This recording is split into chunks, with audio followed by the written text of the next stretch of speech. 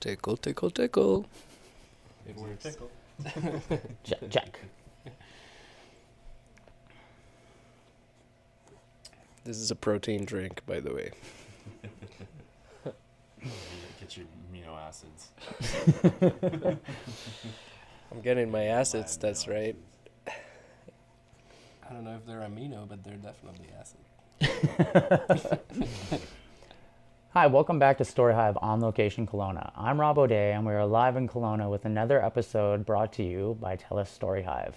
Today we're in Kelowna sitting down with the dynamic duo of Tube Screamer, I want to say electronic metal, reggae, rock.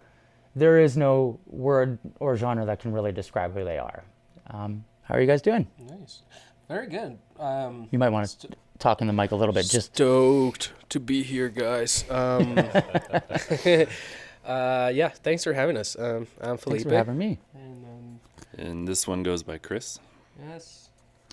So let's dive in right away with, where are you guys from? I'll let you answer first, and then. Well, I'm one of those Ontario transplants. So I came out to Kelowna from London, Ontario, during the pandemic. I was traveling Central America, and then all the borders got shut down. So I had to find my way to the Mexico border on foot and cross there because it was illegal to transport tourists throughout Guatemala. And Wow. I couldn't get on any patriation flights, so ended up getting into Mexico, flying home. And like most people, had to crash with my parents. And then my best friend lived out here, so he's like, yo, you should move to Kelowna. And I was like, why not? That's awesome. So- That's a crazy story. I actually didn't know that. That's pretty That's, crazy. yeah, that's how I ended up here because, yeah. Wow. Hey.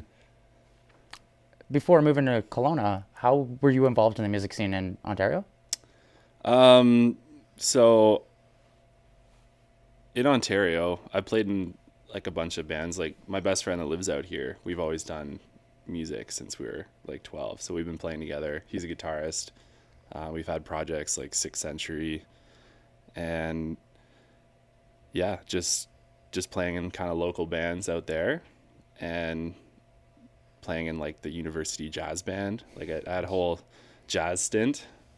So yeah. And then when I moved out to Kelowna, I've always wanted to play with a DJ. I'm always playing along to mixes, and I was like, I just need to find a DJ that I can like drum with, because I've been so into electronic music. And back home it was a thing, but I didn't really have or know anyone that could DJ in the way that I would connect with musically on the drums.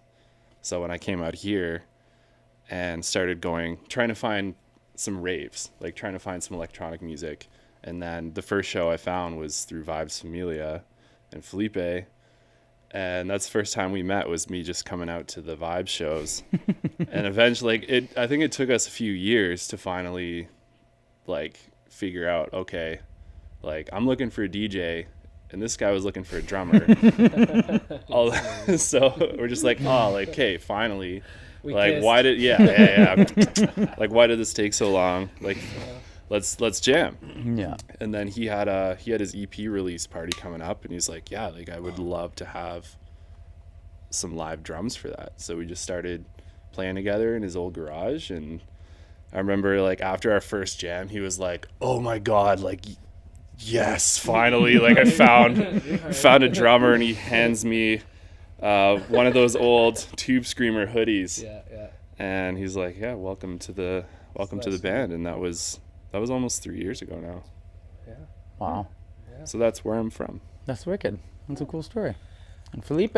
Yeah, I actually didn't know that about Chris, about the whole border crossing. I can imagine that was beyond stressful. I've Yeah. luckily found some other Canadians that were also trying to escape Guatemalan regime. So Yeah, that's it crazy. just worked out. We all found a guy to drive us. Can't remember his name, and I won't disclose it the Guatemalan government that may be listening right now. But Yeah, poor guy. Don't. yeah. That's crazy. I mean, I've crossed a few borders too, but I am from Bogota, from Colombia, and I've been in Canada for something like 16 years, I believe. And yeah, it all started there in Colombia. I come from a family that really enjoyed playing live instruments just for fun, and like, you know, Christmas times where it's like we sit down in a circle and everybody grabs an instrument. It doesn't matter if you're just like banging it and like making noise. And I think that kind of made me realize I should do music. And yeah, it just started there. I moved here and did audio engineering class in Vancouver, and that's when I was like, I need to be Canadian. And then I became a Canadian. It was music school that made me want to be Canadian. Yeah, I mean, like, I don't think it was just a music school, but like the people I met, I was like, oh my god, this country is crazy in like a pretty cool level, you know, like politically there is like all this stuff. Like, I come from a third world country, so I know corruption and I know all this that comes with it, but I think like every country has a little bit of it. I'm not speaking about the wonders of the politics here, but I will speak about the people. Like, Canadian people are so nice, and we were just talking about this before the interview started, about how things in here music wise, it's like there is a weird vibration. There's like this expression you see with like bands like, I don't know, Rush or Tea Party or like Tragically Hip, baby. There you go. It's really unique. Like, you don't. It's not like you can say, oh, that's Canadian music, but at the same time, it's like when you hear, oh, that's from Canada, I'm always mind blown. I'm like, yeah, there's a lot of culture freedom here, and if you may, you know. That's a really cool way to see it, because I think from an outsider's perspective as a musician, coming from Colombia, moving to Canada, hearing the difference of Canadian music versus what American would be. Because to me, North American music sounds the same.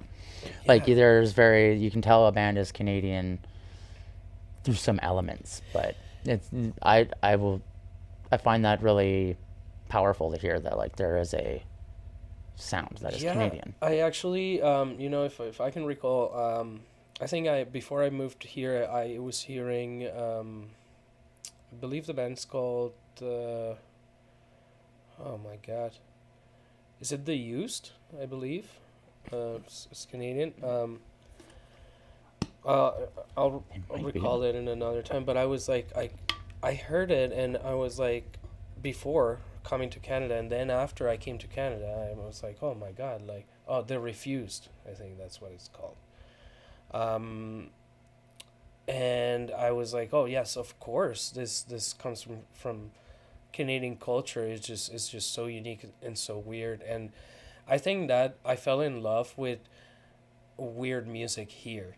Like, I definitely give that to Canada. Like, I had really great roommates throughout my years, and like some of them have shared music that I've, you know, it gets me to that state where like I love how weird a musician can get in a good way. You know, I want to hear that, and I think like there is this certain limitation. I think like one of the biggest differences between the Colombian music and the Canadian music, for example, to me, was the sound systems. Because when I was in Colombia, believe it or not, they don't put a lot of effort into the subs. So it's all techno. Like, when I was in Colombia, it was just like high end, just techno. Just a lot of tops. That's right, like a lot. But you're like, where are the subs? And that was so crazy, because like the first time I heard bass music on a sound system, I was like, oh, it's like this big, This is like, what it's like. I think I should like, get into this and like understand it better, and it's something that I think that's why bass music is not so big in South America. It's just because people don't know how that feel. Like you have to be in front of a sub wall, listening to a really good DJ to really understand what bass music and sound system culture is all about. And there is sound system culture in Colombia. I'm not by any means discrediting that. It's just that was one of the things, like electronic music wise, and then just rock and metal wise. Like I think for me, listening to when I arrived, I think like my favorite thing to hear was still metal and punk, but at the same time there was this crossover with electronic music. Like I think Canada also is leading on and on some electronic music, and just the culture. I just wanted to touch that, like throw that in there. Biggest festival difference between Colombia and Canada is like, when I left, you couldn't go to a festival and camp and not have your stuff stolen. You're giving your country a bad rep, man. It's true. It's so true. And then and so people just go and like they have a good time, but everybody's like, I'm gonna check my pockets, like every 30 minutes. and I had a lot of fun. It's just different because you're always, I was so defensive when I came here, because in Bogota and cities you have to put your iron mask, and it's like, you're not gonna mess with me. It's a scary place. I can attest to that. Yeah, that I love from Chris. Like he's actually a traveler. Like I'm a traveler too. I think that's how we connect. And like I can tell you, as much as I loved the freedom in the sense of like you can go to an electronic music party in the mountains in Colombia until like wee hours, it's never gonna equate to you go to Shambhala and just leave your tent and you're like with your best friends, and like nothing can ruin that. Like nobody's gonna be intentionally disrespectful, and if that happens, people are gonna stop that. Like, and so you can let your guard down, and then like I never experienced that in Colombia. I always had my guard up. I had when I moved to Vancouver, this homeless guy. He was like, I was gonna ask me for money, and I was like, "Oh, this person is gonna ask me for money. Like, can you not do that right now?" Like, I just got here, man. and so I'm like, not stoked about this, right? And so That's funny. And then I looked at him, and he's like, "Hey, man," and I'm like, "What?" He's like, "Why aren't you smiling?" And I was like, that was my aha moment. I'm like, I don't have to be this person anymore. You can let your guard down. And I think that translates musical. Like musically, it translates. And I think that's what I was trying to say. Like I can hear that on the music in Canada.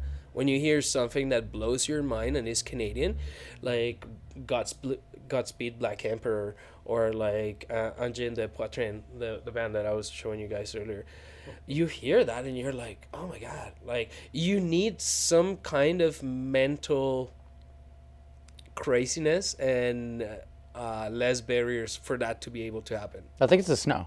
I think it's the fact that we get trapped with the amount of snow we What do. else do you do? Because like if you think about it, like Rush has wrote amazing music. Yeah. Arcade Fire is one of the most talented bands There on you the go. planet, and that there's no band that sounds like Arcade Fire. Like there is no other band, and There you go. that's Montreal. There you Like that go. is how I feel. Like that is Montreal is I Arcade agree. Fire, I agree. right? And I have a very special place in my heart for Quebec, and like I just feel like that's where, like, if there's something Canadian, it just comes from Quebec. Which is kind of funny, right? Yeah. No, it's true. Montreal smoked meat. Should I That's keep- funny. It's just a bummer they don't want to stay in Canada. Right. Yeah. With the crossover from both of you being in Colombia and moving to Kelowna eventually, and having that cultural aspect behind you guys, where you've seen different aspects of the world, because a lot of musicians haven't left the world, you know what I mean, or left Canada, so they're very closed-minded towards what the blessings that we have as Canadian musicians, because I personally, as a musician, I think the hardest thing for us is the distance. Traveling the distance that we have to just to play a show is like a 12-hour drive in between, you know. So when you were experiencing traveling the world before coming to Kelowna, you had obviously worked with music in Colombia. Did you get a chance to play music in Colombia while you were there? As a drummer, I feel like that would be a beautiful experience. Yeah. So when I spent, it was like 2 years ago now, when I was in Colombia, there was a few guys from a cover band I was playing in at the time, like a lot of my close friends in Merge 9. And our lead singer, JD, we kind of went around looking for bars that would let us play, or like bands that would let us sit in. So we did end up playing a few tunes in Colombia. That's so cool. So it's just kind of fun to jump in a new space. I can imagine a random crowd. Mm-hmm. But and I forgot to mention in my like opening monologue. Well, shortly after I turned 18, I left high school for a bit to go tour in Ireland with the band, and that was my first taste of solo travel, but also I was young. I was 18, and the guys I was playing with were in their mid to late 20s. So, just kind of getting that experience of it's funny because I was funny enough, I was the responsible one. I was always like, we need to be rehearsing, and we need to be not partying as much as is going on. Like I was that's young funny. Voice of reason. That's hilarious. Like trying to rein in these like late 20-year-olds being like, you're supposed to be the adult. Stop getting too fucked up and like going out and just like it's a funny story because he probably won't see this, so it's fine. But I'll just put it out there. Like the lead singer of the band,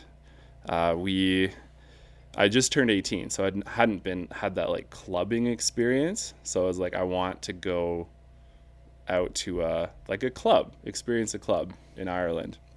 And so the lead singer brought me out, and by the end of the night, he disappeared. I was like, all right. So at the end of the night, I can't remember where we're staying. Like I know where we're staying, but I don't have all the information, and like I didn't know what to tell a cab driver because the place we were staying had an actual name. It wasn't an address. It was it was just called something. So I get out and I'm like, buddy's gone. I'm alone, 18, in my first traveling experience. And now I'm just like the bar closes, right? And I have to leave. And I'm just like kind of walking down the main drag. Nice. Thank God I bump into the guitarist from the band that we'd been playing with in Ireland, and he brings me to this after party, and it was so fun. There's like karaoke going on. It was like kind of wholesome actually, and I ended up crashing there because I don't know how to get home. And then our agent at the time, lovely lady, I love her so much, she's great. She like tracks me down in the morning, like shows up at the party and is like, what the hell? Time to go. Yeah. So she ends up taking me back, but our lead singer had like nobody had heard from him. He was MIA. That's classic lead singer. Yeah. And like 3 days later, like, so we have a show coming up, and he hasn't, like, nobody's heard from him. We don't know if he's gonna be at the show. He shows up. He'd been on a like a little bender for like 3 days. Jeez. Nobody'd heard from him. He shows up. He can't even sing. And we're just like, man. Yeah, that's Tour life. Yeah. So that's a fun little tidbit of that. That's crazy. My beginnings of the musical world. Touring Having to be in the Ireland. adult in the situation, which, That's- you know. You know, it's It's pretty crazy. Like it's funny because like I've always like I started being a traveling musician after I left my country for the first time, and so I had a good like 5 or 10 years of my life where like everywhere I would go I would bring my controller and I would play. So and that's how I end up playing in Mexico. Like I just went for a vacation, but I brought my stuff and I was like, hey, can I play? Sure, yeah, come here. And I was like, yeah, cool. I'm like DJing in Mexico now. Like I love this, and it all started in Colombia because I did travel there and like okay, the big difference though is like the roads, like what you were saying about the distance, like is very true. Like I can't believe like a flight from here to Montreal almost goes the same as from here to Colombia, but it's a big country, you know, like I don't know if that's the reason why, but It is massive. I don't think we realized it until you start to travel. Like yeah. when you do the drive tour, that's where you realize how big the country is. Yeah, It's mind blowing. it is. I gotta say like that was my favorite part though. Like the first time I did a tour here, I was like, man, this country is so beautiful, and the only way to see it is by driving through it. You know. Yeah, it is. So definitely one thing that has influenced the culture here, you know, should we say like kind of like being in winter and isolated a little bit, you know. That's how I feel. I lived in Winnipeg and like shout outs to Winnipeg. And Winnipeg has crazy musicians, you know, and I like Venetian Snares is from Winnipeg. And this is music that you hear and you're like, these people are nuts, and I love it. And it just I think you're right. Like that was my first bet. My first guess was like, what else is people going to do in -40? Mm-hmm. You know, it's not like you can go true. out and do anything, right?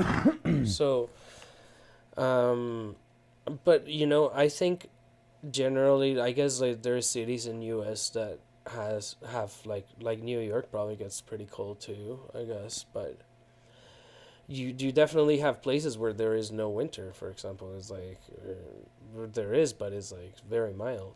Yeah. Versus here is like when it's winter is winter. Yeah, it's you don't go outside. Yeah. I don't at least. I don't do shows after Halloween. That's my cutoff is Halloween to April. Yeah, we were talking about that before. So when you started off doing DJing and you've evolved into a two-piece that does electronic and adds guitar live, what was the key moment when you're like, I'm adding guitar to this performance to make it just a tad bit heavier? It's interesting because like I started like I played bass on a punk band like when I was like 12 years old, and it just started like I felt that energy, and like we were talking about it earlier, it's like I love that. Like the first time I was playing on a stage and people were mosh pitting, I'm like, my God, this is my bread and butter right here. And for the rest of my life, I want to pursue this exact feel. And it just felt connected and felt like we're sharing this energy with like a bunch of humans. And I'm actually like blissed out playing notes and like on speaker, like everything made sense there. So then I started playing metal after that, and it just that was a trip because I played metal for like 4 years or so, and it just became my religion. You know, I that was my first touring as a musician. I went to like different places in Bogota, and like I got crazy stories about like narcos and stuff. But Yeah, it, you know, I, after experiencing punk, which is really nice, I experienced metal, and like the unity in metal is just another level. You know, like I've yet to experience that on any show. You know, it's like so unique when you're at a metal show, and you are part of it, and you're like in the audience. You're with the band, and you're feeling this energy together. I never experienced that on electronic music.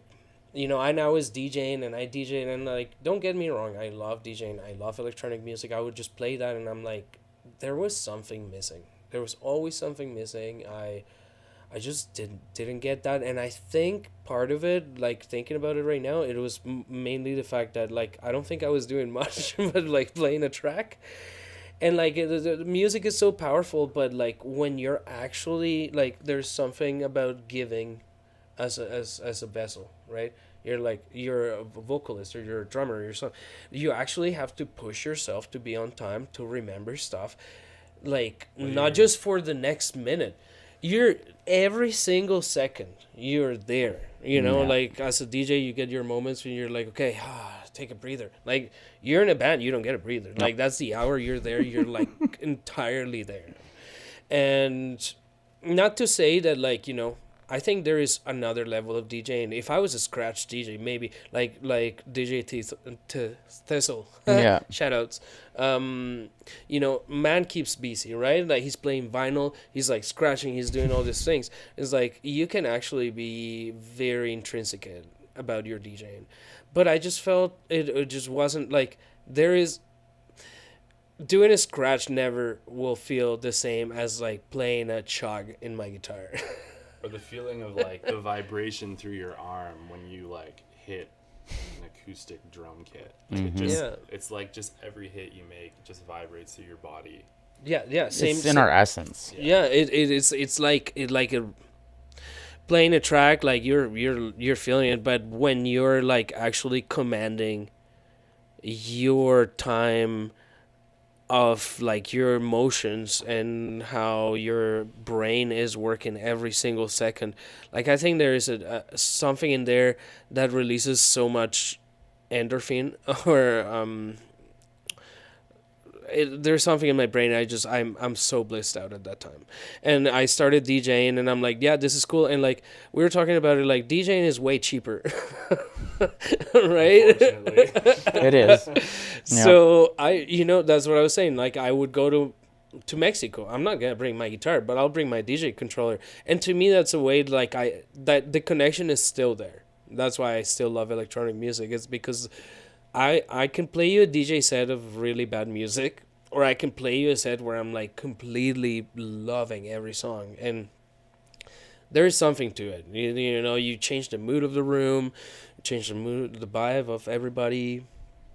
It's still music. It's, you know, it's still like you can play the wrong chord and people are gonna be like, ew. It's true. Yeah. But at some point I was lacking my blissful moments of playing an instrument in front of people. And I just, you know, I think there's a testament to playing live instruments still, you know, like that's probably something that AI is never going to be able to replace. It's like a human in front of, with the anxiety, with all these things, right? Like Yeah. you probably, we're not going to see this in a robot. No, and it's kind of what really made me, when we were booking the festival this year, and we canceled it, was one thing that really made me want to have you guys on the festival was the uniqueness. You can book any metal band, and realistically, you're going to get the same thing at the end of the day, whichever metal band. You're going to get loud, fast music. But to find a group that is pushing the limits, like actually pushing the limits of what is the norm for creating music as a live set, was something that really captivated me, which is why I was kind of saying I check out the Monotonics, because they're an Israeli band that is like a 3-piece, and the drummer ends up taking his kit setting it up on the crowd, and then he's playing, and the singer's on a piece of his drum kit playing, and they're all on the crowd playing their set, and you're just like, what is going on right now? Or original lineup of Fever 333, where the guitar player would like crowd surf while playing guitar, and then you have Eric and Prada who's like putting his kit on and playing on top of the crowd, like those kind of things, right? So like, just what made me really gravitate to you guys was like, oh, it's a drummer, a guitar player. Oh wait, he's a DJ, and he's playing guitar, and they're doing vocals, and I need to see it live. I have to see it live, and it's like, that right there is the essence of musicians, is being able to like, we have to push the limits. It's our job, especially as a drummer, because like, I love playing drums. It's one of my favorite things, but like, music would not evolve if it wasn't for drummers pushing it, because we'd be still playing the same four on the floor. Yeah. Not have these like 200 BPM blast beats, you know what I mean? Like, we need to progress as musicians. Yeah, and we are an amalgamation of all these influences. Like we've talked about, our experiences hearing a like wall of subs and like getting that feeling from electronic music that we've both felt. And also the feeling of playing an instrument that DJing could never match, and combining them in a way that brings in all these things that we love and all these influences from like Latin America, and just combining them in a way that we hope is a transcendent experience for the audience. And like, it feels so good when we have people say like, that was the most deeply moved I've been from an entire hour of music. And that like for their whole life, and you're like, what? And like, that's huge. But is it? Sorry, go ahead. that's what I would say. It's just just all these influences coming together in a way that we can show up and people still feel that full body just vibrations from the bass influence, and then getting to experience, because I love going to see a DJ, like, don't get me wrong, but going and getting that feeling plus getting to watch two musicians up there playing the drums, playing the guitar, like, you get that live experience as well as so you don't have to choose. It's not one or the other. It's like you're getting that whole package in one set. You get all of that. Like, you have something to watch the musicians do, and then you also just get that full like sound experience. And then with like something Felipe does, he just enhances so well the track, like, where it almost turns it into something different, and it creates a whole new, like, you can hear a song a completely different way when it's accompanied by the guitar. So yeah, and it's a really crazy thing to see. And like, to you, so when you guys are performing, are you mixing and then picking the guitar up? Like, how do you guys go about, like, how does that start? So I think like the show has evolved a lot throughout the years, which is nice. I think that kind of keeps it really interesting for people to come see us, because we're, like what you said, it's like I firmly believe that like we're not meant to be comfortable so we can push our boundaries. And it's just, throughout the years we've been trying to figure out like what works and what hasn't. We've been trying, when we go on studio, we're like, oh, this is the way it should be live, and then we go live and you gotta tweak things. Initially, like a few years ago, I started DJing and playing the guitar at the same time, and it's very demanding. I just like, I think I was really happy, but at the same time I think like I couldn't, like, I was, when you do that you split yourself. So you can't do the DJing you want to do, but you also can't do the guitar stuff that you want to do. You just do the things you can do. No, I get it. It's true.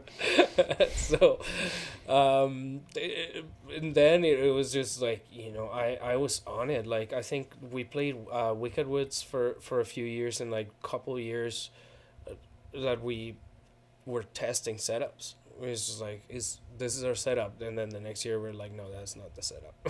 We'll test another one. So it started like that because like I added it to the DJing. So when I started DJing, and then I was like, man, this track is gonna play for a minute. Like I could do something. I wasn't gonna go like bam bam bam bam, like what's up everybody? The classic reggae horn.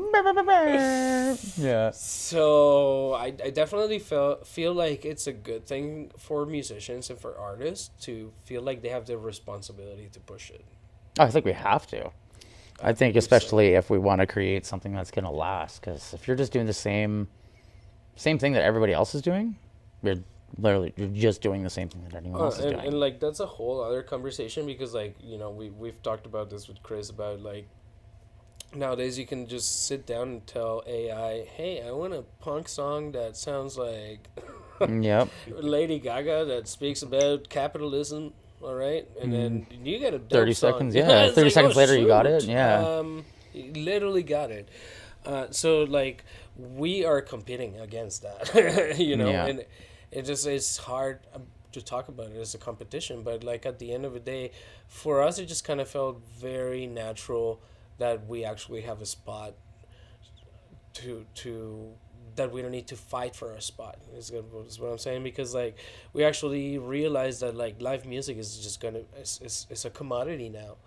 Like you are lucky to go see musicians that are actually pushing the boundaries versus the McDonald's of music, Literally what I say all the time. I would rather my steak and potatoes than my McDonald's. Totally. Yeah. And so for me, don't get me wrong, like nowadays, if I'm that's why when I separated the projects is because like I want to DJ as a DJ and not have to play guitar, but I also want to play guitar and not have to DJ. So that pretty much defined the setup. Like for us, we're trying to expand, so we've been playing more along the sides of programming. So I started, most people when they do the live setup, they'll just do CDJs and they'll plug in their live instrument into it. But for us now with Chris, it's like you can't plug in a drum kit to a mixer and just expect it to sound really great. So we had to really think about it. It's like, you gotta sacrifice things in order to make your act be as best as it could be. And to us, it just came down to, like maybe instead of doing a DJ set, we just do a live act. So we actually rocked the live DJing, live guitar, live drumming setup for years, like a couple of years. Yeah. And I can tell you, it's like the anxiety was crazy. Yeah. But also because like, we were talking about it, like it has to be sustainable. Like, can you imagine the amount of time it took me to muscle memory a DJ set, muscle memory my guitar, for him to like muscle memory the drums and us to play it together? Like it was hundreds of hours, literally, that we would personally and as a group spend. And like right now the scene, as long as we keep it sustainable, we can do it. And I think like it just came down to that. It's like, do we want to keep doing this, or do we want to leave on constant stress, anxiety, and like burned out state? Yeah. Like especially with a family, and like we were talking about this, Rob. Like it's like I better spend that anxiety on my kids, right? Yeah. On my love you start to project, feel guilty. Yeah. And that's where it's like where you were saying earlier, you you switch from being a musician who just likes playing music to a person who has to like look at the business and how you can make it sustainable. And I think that's one of the biggest hurdles for musicians nowadays, especially with, we want to make music. Like, that is what we are, musicians. We're meant to make music. We're not meant to be focused on social media and other things. Like, could you imagine if like Jimi Hendrix had to focus on creating content all the time? Like, if his music would be suck. exactly His like music would suck. it takes away from what we're supposed to do, and what we're supposed to do is create music that people can resonate with. And it seems that the industry has pushed for like a different thing, something completely different. And that's where I feel like there's these two music industries, and you really see the underground constantly thriving because it's independent, but you see a ton of major artists now who are backing out of music industry in general because they can't sustain to do it anymore. And if the person who was selling millions of records isn't making money anymore, something's going to give. And we're on the verge of it. And you guys were talking earlier today about how SoundCloud, your songs are blowing up on SoundCloud versus you can't put them on Spotify. I'm heavily like moving off of Spotify with all my music and going back to SoundCloud, because SoundCloud's just announced that they're going to be bringing a new platform that is a streaming platform. And I'm like, if SoundCloud brings a streaming platform, then it's just trying to convince the people to move off of all the other things. Because like, you hear people say they want to support the music industry, but if you really did, you'd look at like the numbers and the logistics of what we have to deal with just to put a song out. And it costs more than you'll ever make back. So it's not sustainable unless you're performing, and you have to build yourself a reputation to be able to say, hey, we'd like $200 minimum for them to even be like, yeah, okay. So it becomes, we're living in a really weird time. We're on like this teeter point where the industry is about to like change completely. And I feel like the underground is what's going to lead it into this huge independence movement. I hope so. But yeah. And I think in every era of music, there have been different hurdles and different hardships that musicians have to go through. Mm-hmm. And they vary so much. Like previously, like there'd be gatekeepers in the music industry where you'd have to follow a specific pathway to get a record deal, to then be in debt to this record company, to then have any chance of, getting on MTV and selling records. Like there's always, and with your fans, then you're physically having to like do fan mail. Now everything is digital. Like we have a whole different set of challenges where certain things are easier now from these technological advancements. But like with the advent of streaming platforms and everything, and like going all in on that, you're getting paid less money for certain things and people aren't going and buying your record, but it's a whole completely different thing. Like musicians have a lot more freedom now to like make music for cheap, whereas before you would have to get studio time and there would be all these other barriers in the way to getting your music out there. And like once you did, like sweet, but now everyone has access to distributing their music, to recording high quality music, and it's only going to get crazier with AI. And as it continues, I was gonna add, like, I think that like with that topic of responsibility as an artist is like, now there is no excuse. You literally can sit down in your garage like we are and pick up your synthesizer, your DAW, and just start creating whatever your heart commands. And it's like, I find like what you were saying, like back in the day, you're like, man, we're investing to go in the studio. Like, you better have a good song. It's like, now it's like, where did you record that? No, I recorded that in my bedroom. You could tell. It sounds. There's a lot of music out there. You can tell it's recorded in the bedroom, right? And I think that's it's like you were saying. It's the benefits and the pros and cons. Yeah, pros and cons. But that I feel like that's definitely something that we don't take for granted. Is like, how big can this get? And I think that's where where we're at right now. It's like, what's the next thing that we can do? How can we make this bigger and better and like, more meaningful and more powerful? And I think that's what people have really enjoyed about the shows too. Like I added the guitar. Eventually, we were like, let's add the drums, and now there is many plans. Like this project has really no limits, and that's the beauty of it. I think that's what I really enjoy about it, is that it is beyond creative. Like you guys can do whatever you wanted. If you wanted to add different types of instruments or even different genres, that's where it's like, it's difficult to try and describe your sound in a genre, because I don't think there's a genre that really describes it yet. I think you're creating that.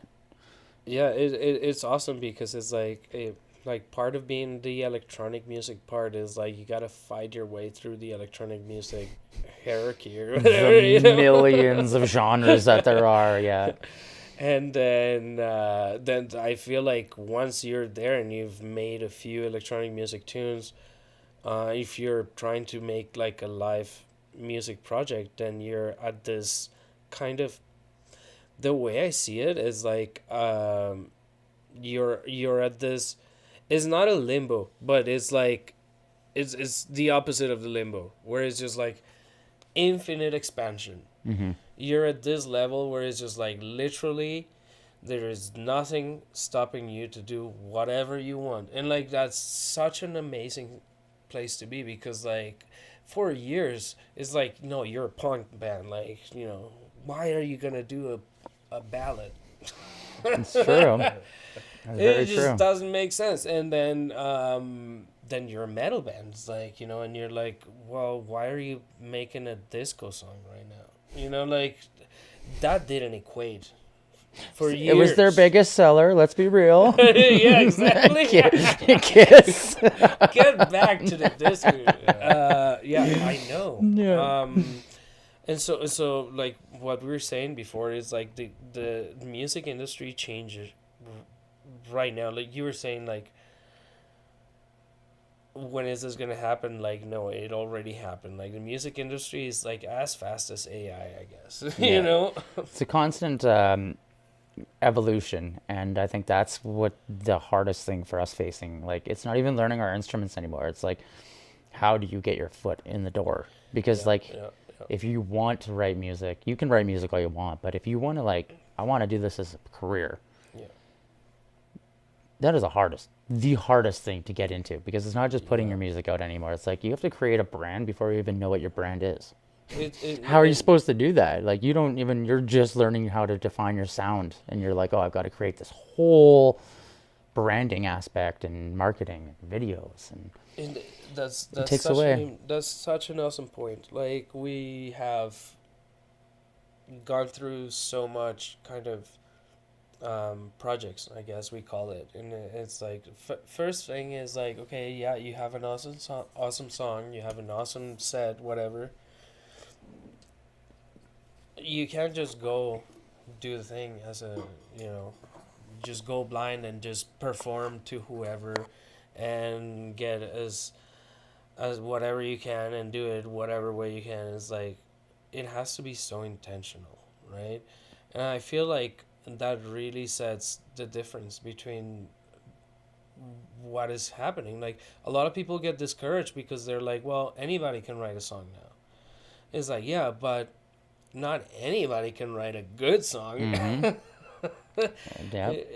I feel like that, like, the fear of people being like, oh, well, what's the point now if AI can do a good song, is like, I think that, like, that actually is going to bring the value of real music up.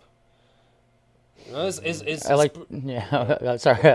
thinking, I'm like, AI can't even really do hands. I'm not sure if that's going to be able to take on musicians who have dedicated, like, 30 years of their life, right? I think, like, in 2 years it might. But, like, at the end of the day, I think it's still, let's put it this way, okay? No matter how cheap the Walmart burgers are, I'm still gonna go make my own. Mm-hmm. You know, and I'll tell the difference. I'll be like, I put the spices I wanted. I'm like, you know, and I always compare music to food because it's a consumption thing. Like people consume music, you know. It's like and at big quantities, and the way I see it is like it's like you could either be this two type of person, like the one person that is like, no, my favorite burger is a Big Mac, and I've ate a Big Mac every day of my life, and you're like 60-year-old, right? Or you could be the guy that is like, oh, I've tried burgers in every state in like different countries, and I like when I went to Portugal, I tried like the best burger of my entire life. You know what I mean? Like that's still gonna be a thing, man. Like no matter how easy the access and how accessible fast music, like not fast music, but fast food music is. Um, I think that you're still gonna have to pay top dollar to see a real musician, and you should, Mm-hmm.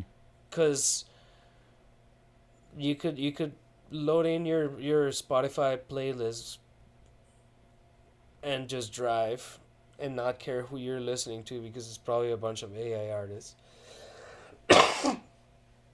or you can listen to the stuff that like it's meant to make you feel as a human. See, I think like musicians and humanity, musicianship it goes hand in hand, and it's something that I don't think AI is ever gonna figure it out Mm. because it's so organic. It's like, how does this frequency make you feel? And like to me, it's been so that's been my go to. It's like, do I feel entirely blissful and like energetic and happy and like this is what I want to do? Let's do it, you know. And like I think we were having this conversation is like before, like you're an MC, you're a rapper too, you know, like you were talking about certain things, right? As you evolve as a human, you're talking about all these things. It's like it's your story, like you're the storyteller of your life, and music is the way to do it. Mm-hmm. And that's the thing, is like AI probably has their own story, but I don't think they're ever gonna be able to experience that chemistry. Yeah, there's So, something about a message that's like you have to feel that message. You have to feel that. Like when I'm on stage and I'm like with the band and I'm screaming at the crowd, you know what I mean? Like we need unity. There is no left or there is no right. It's us versus them. But like we're all one kind of a thing. mhm. You see that connection. And you wouldn't Yeah. have that connection if it wasn't like me face to face with them. You can't feel that through a Zoom call. Like, No. that's for sure. You know, No, and and you like, can't feel that through streaming either, right? Like that's no. where we will always have our value is music. I always say this, like most revolutions are accompanied by a massive music revolution. Like you had the hippie movement, which was like Woodstock, influenced this whole generation, and then you had like the 70s and the 80s where you had like Vietnam and everyone was against Vietnam, and then the 90s was like we all got to unite, and then all of a sudden it was like this huge buildup of society being like, yes, we're all united, and then all of a sudden like things just crashed. And even Yeah. the music industry, you see the connection between bands is kind of maybe not so much in the DJ world, but I've noticed it. There's like the bands, there's a huge disconnect between bands with other bands. Like they're not, Yeah. it's almost like we all worked together up until a couple years ago, and then all of a sudden we all stopped working together and started working for ourselves instead of like creating this big scene globally. You see these little pockets of different Yeah. genres, and it almost feels like that's happened in every aspect of life, not just music, but it's slowly starting to like come back to the norm. And I think that it's like I was saying earlier, we're on like that teeter point for the industry to fall, and it's meant to fall so that we can rebuild it.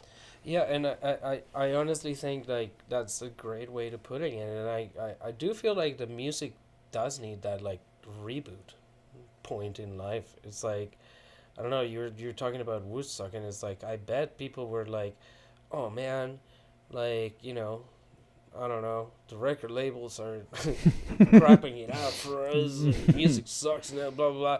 And then they're like, oh, we overcome that. Like, you know, when Napster came out and Metallica was like suing people left and right. It's like, music is done, man. You know, it's like, I'm pretty sure it is funny, though. We've faced this multiple times. And, like, I think, like, by far, obviously it just gets more scary. Like, you know, can you imagine it's like telling a 60s musician, like, one day in the future your true. music will be downloaded for free? He's like, no way, man. Yeah, no, it's true. It is very true. And I think that you see a massive push for hard copies too coming back with vinyls and tapes. Yeah. Tapes are the biggest seller right now for any band. So it's, I think that the younger generation is starting to realize like they want that physical copy. Yeah. Because like they want something to hold on to as well. And I'll add to that is like, I think what we've talked about is like what we want to share is an experience. Like you don't get, like, you know, when you used to go to the record shop back in the day and you'd get like, oh, the band just put their new CD out. You're going there to buy the CD, man. You're like, you now you don't listen even, to that now CD, you don't even man. know. Like you're like going out that record shop and like opening the plastic and you're like going in your car and you're like, I do miss those days. this first song, and like, and you listen to the second one and the third one and fourth one and you're like, oh, I don't like the fourth one, but like keep going, man. You know, like it was just a different thing, you know. Like it's and I think like at the end of the day, I that's what I'm really motivated about is just like, as humans, like, sure, you can share a virtual experience and like, you know, it's eventually gonna be like, oh yeah, plug in your chip in your arm and you're like, be like, you know. But at the end of the day, there is something organic about like, and that's why I love playing with Chris. It's just like, there's something about, you know, those little times where you're like, you're at a live show and you're like, dude, we're actually, oh, I love what you did, and you're like mentally connected to them. And they're like, let's do this one. Oh my god, that felt so good. Okay, oh fuck, you surprised me there. You know, it's like, that's the little chemistry that is like, it's fun to have on a live show that I don't think like you'll ever get like with DJing. And like going further, that you're gonna get that with AI. You'll never be able to emulate seeing the chemistry between two humans trying to figure it out.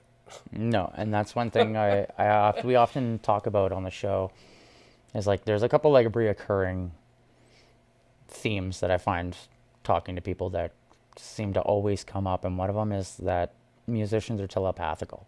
There is a weird telepathy we have with our bandmates that people do not understand. That's it. Yeah. Like, if you're going to mess up on the drums, he already knows it subconsciously and can pick that up with the guitar and feel it. And vice versa. You know he's going to mess up on the guitar, so you're like, oh, I'm going to put a fill in there, right? And then you so compensate. Yeah. And then And you help each other. And then you're like, you build each other up. And like that, I don't think that like, because of that, like, human error, that's the beauty of it. You know, it's like you'll never be able to just emulate that. It's just the moment, the you know, the hormones, the what everything. you ate. I don't know. There's just a frequency that is projected when you have more than one mind melding that I don't think a lot of people really understand unless they're an artist themselves. And people who, like, as a DJ, you're never going to experience that. Or as a singer-songwriter, you won't experience that unless you have a drummer or a bass player and somebody to play with. Totally. And like, I hope that everybody can experience that as a musician, because I think that should be a rule. You know, it's like, have you stage dived before? Right? I gotta also, little break. Oh, yeah, we can wrap it up, actually. Okay. I was going to ask the final question here, which is, if you had any advice that was... Oh, you can run. I'll get your opinion. You're good. So we'll start with you. If you had any advice to give an aspiring musician who is basically trying to start from point A to get to point Z, what would your first initial piece of advice be to give to them? Get off TikTok. Next. Just kidding. I know. I just to expand on it, I think like we were talking about it. It's like it's an uphill battle to try to be viral, right? And it's Yeah. like I think like that's a very deceiving way of thinking. Just because if you write music to be viral, that's one thing. But if you're writing music to storytell, then there's a longer path. My advice would be to not make it a viral thing until you absolutely have to, and just do it because this is the thing that you need to tell people, and this is your voice, and not because it's gonna go viral. Like that would be my advice, because I fear for generations to come how everything is viral now, and like if you're gonna make it in music business, you also have to have a banana phone video on TikTok, and that just makes you lose focus on what really is important, and is what we've been talking about in this. It's like pushing the boundaries, like how much can you reach to people in their hearts rather than in their phones, and things that stay for longer rather than like you can have a viral song, but believe me, like you don't want to have a viral song, Yeah, like you what's keep up next with it. about that, like Yeah. that's it, you've reached, and it's like that doesn't lead anywhere, versus the beauty of like trying to connect to what people are feeling on their hearts and on their minds, rather than trying to just make it, because that's how we are who we are, because we listen to the people who actually were trying to speak out with their music. So Mm-hmm. just keep rocking what you're doing, and don't sell out, posers.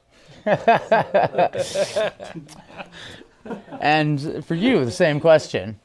If you were to give any aspiring artist piece of advice, that would be for somebody who is trying to get into the music industry, as like this is what they want to do for their life, what would your initial piece of advice be for them?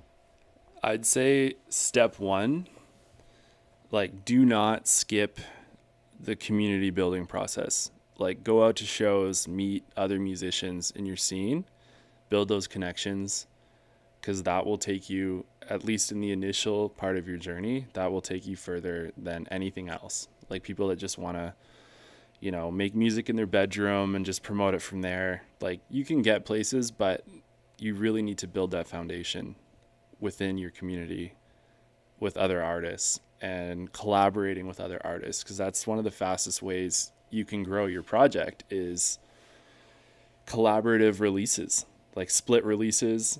Find someone in your genre and really define what your genre is. And sometimes it's hard to define what your genre is, but there's ways, like just going into finding other artists that are similar to you and like diving into their similar artists, and then getting an idea of 10 to 20 different artists that have a similar vibe and feeling to you.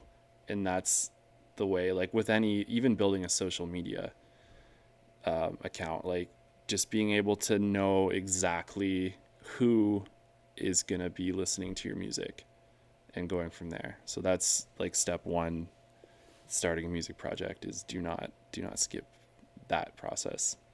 And then you just build from there. So, Fair enough. yeah. The advice you guys have given is both points are very valid, and I think if we had people giving us the advice that we're giving when we were younger, moving into the industry, we probably wouldn't have made so many errors, and would have been a lot further ahead than we are technically. But the one reoccurring thing I find on the show is that there's a lot more people being creative in their older days, in their older years now. And it's not so much like you have to be picked up by the time you're 15, 16, 20 to be this amazing artist. It's people are wanting that life experience now versus like something that's catchy. And I see that happening more and more, especially in the metal industry. You see a lot more like older bands being picked up now, which is kind of a beautiful thing to see. So the giving advice to I think the younger generation is like what we're meant to do. It's like our duty as a musician. So I want to thank you for your story, and Philippe will be back in a minute, but I will have to wrap up before he gets back here. So I want to thank you for your time, your stories, because both of them are incredible, and like to hear the struggle that you had to get back into your own country, and for him to get here and to find each other and create this unique group that, like I said, there is no definition of it. It's just magic. There's something unique that is being created here that I want to see more of in the world. I want to see more people creating these like unique blends of music. And and it's cool how people get inspired like when they're younger to pursue this. Like for me, when I was 9 years old, I had a relative playing in a Perfect Circle, so my parents took me out to a Perfect Circle concert back in London, Ontario, and wow, it's crazy. Like, what are they called? Insane Clown Posse. ICP was opening. Wow. And there's this 9-year-old me there. That is there to see Josh Freese play the drums, and everyone's like, what are you doing here? Like, why is there a kid here? So like, kudos to my parents. They're super cool. They just wanted me to get that experience of going to see Josh play drums. And that's, for me, I was like, this is just seeing him and being inspired by him. I was like, this is something I want to do. So that's mind blowing. Yeah. That was a perfect way to wrap up. Just throws the biggest drop ever. Mic drop. Boom. Well, once again, I want to thank you, and Philippe. We'll thank Philippe when he gets back Felipe. in here. So bladders only last so long. Yes, they do, especially. And I'm not drinking coffee today, so I'm well on top of it. So I want to thank you guys again. And if you'd like to be a guest on the show, there will be a QR code in the bottom corner, somewhere around here. And if you scan it, it'll take you to a form. You fill it out, and we will be in contact with you. I'm Robb O'Day, and this has been TELUS Storyhive On Location Kelowna.